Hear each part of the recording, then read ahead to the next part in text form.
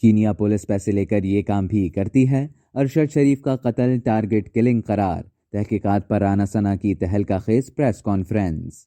وفاقی وزیر داخلہ رانا ثنا اللہ نے صحافی ارشد شریف کے قتل کو ٹارگٹ قرار دے دیا۔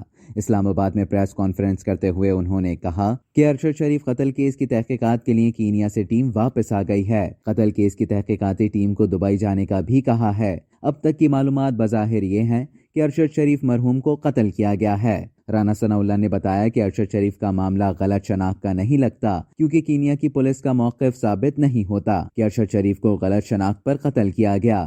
یہ قتل غلط شناخت کا نتیجہ نہیں، بلکہ انہیں ٹارگٹ کر کے قتل کیا گیا۔ اگر یہ قتل ہے تو بظاہر دو بندے وقار اور خرم اس سے باہر نہیں۔ وزیر داخلہ کا کہنا تھا کہ ارشد شریف پر فائر کرنے والوں کو یہ معلوم تھا کہ ارشد کون ہے اور کس سائڈ بیٹھا ہے۔ بادیوں نظر میں ارشد شریف کا قتل ملی بھگت لگتی ہے۔ کینیا حکام سے ڈیٹا طلب کیا ہے۔ رانا ثنا اللہ نے مزید کہا کہ کینیا کی پولیس پیسے لے کر بھی کام کر دیتی ہے، ان کے بارے میں یہ باتیں مشہور ہیں۔